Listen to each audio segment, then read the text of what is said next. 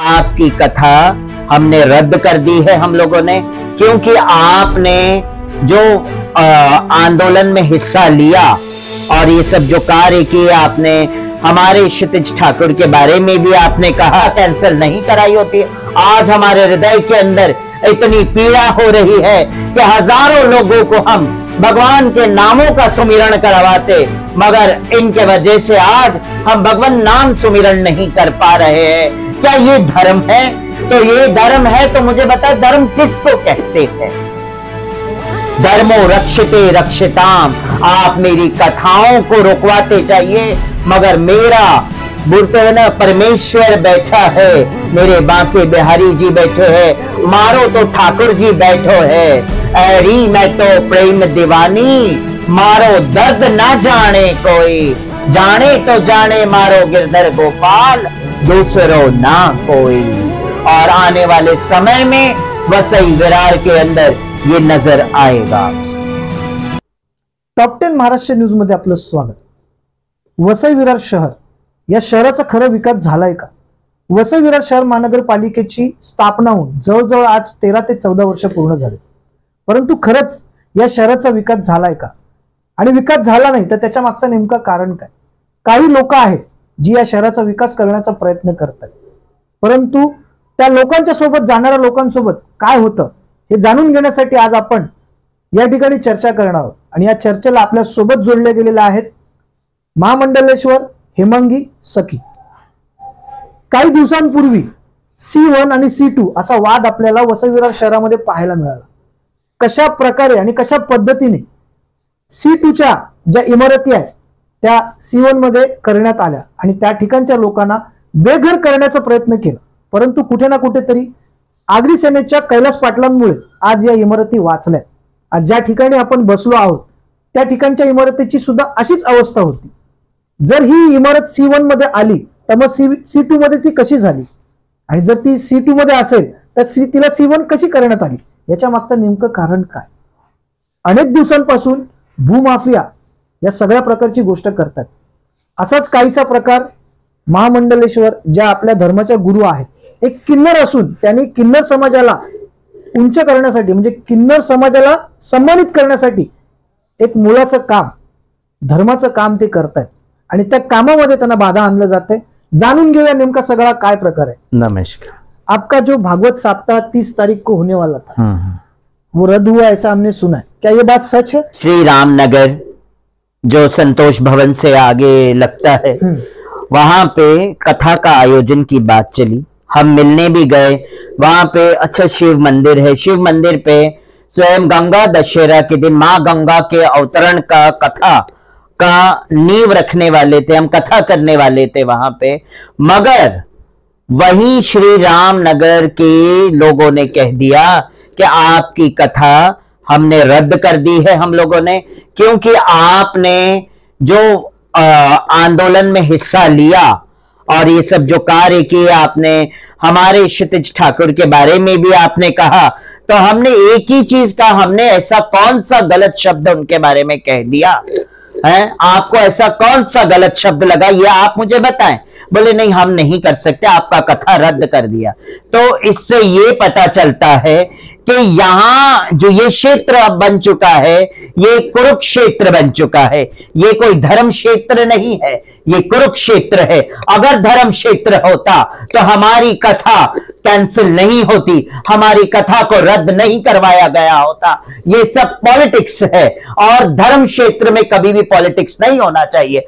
अगर वाकई में यहाँ के MLA या क्षितिज ठाकुर भगवान के अनन्य भक्त होते, धर्म कहते ना धर्म के रास्ते पे चलते, तो आज हमारी ये कथा कैंसिल नहीं होती। श्री रामनगर में जो मंदिर है, मंदिर के लोगों ने हमारी कथा कैंसिल नहीं कराई होती। आज हमारे हृदय के अंदर इतनी पीड़ा हो रही है कि हजारों लोगों को हम भगवान के नामों का सुमिरन करवाते, मगर इनके वजह से आज हम भगवान नाम सुमिरन नहीं कर पा रहे हैं। क्या ये धर्म है? तो ये धर्म है तो मुझे बता, धर्म किसको कहते हैं? धर्मो रक्षते रक्षिताम। आप मेरी कथाओं को रुकवाते जाइए, मगर मेरा बोलते हैं ना, परमेश्वर बैठा है, मेरे बांके बिहारी जी बैठे हैं, मारो तो ठाकुर जी बैठो है, ऐरी मैं तो प्रेम दीवानी, मारो दर्द ना जाने कोई, जाने तो जाने मारो गिरधर गोपाल, दूसरो ना कोई।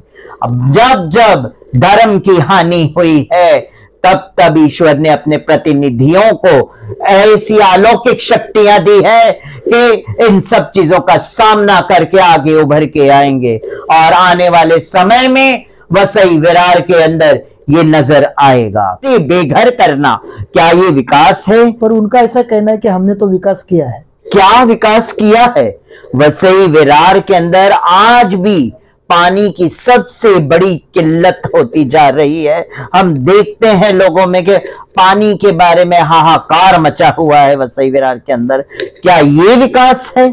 सड़कों में बारिशों के समय में वसई विरार के अंदर आप पांचोले तालाब पे देख लो, पूरा पानी से भर जाता है, एवरशाइन पूरा पानी से भर जाता है। क्या ये विकास है एमएलए का?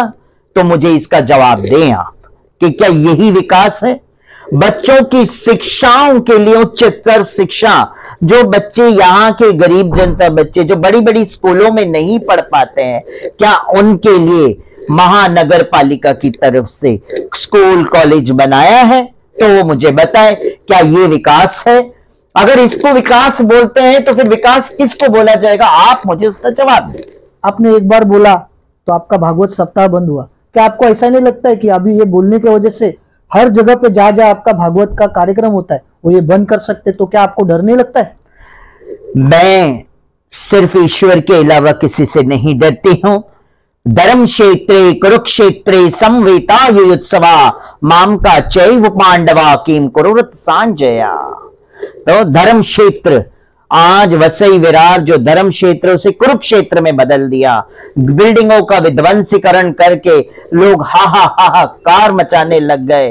लोगों को घर से बेघर हमने अपनी आंखों से देखा है कि किस तरह से लोगों को खींच खींच के घर से बाहर निकाला गया है। दाने दाने के लिए वो लोग मोहताज हो गए।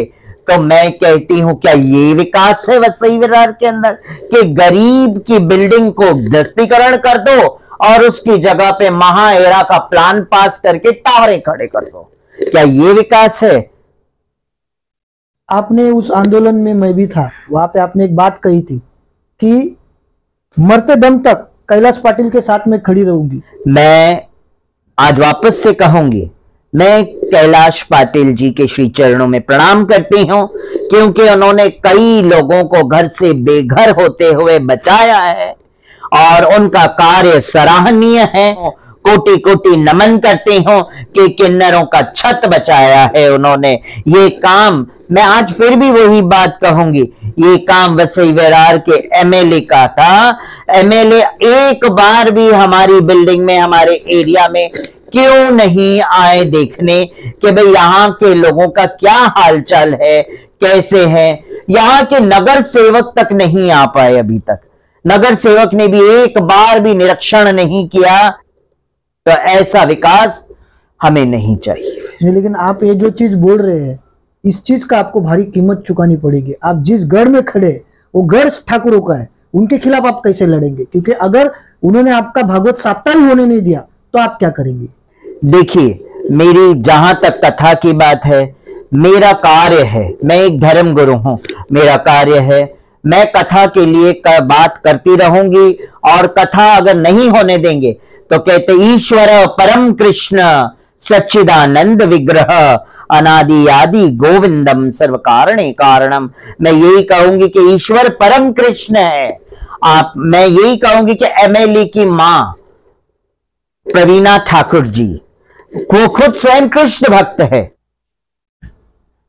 आने वाले समय में वसई विरार महानगर पालिका का चुनाव है, आपकी भूमिका क्या रहेगी? किन्नरों की भूमिका क्या रहेगी?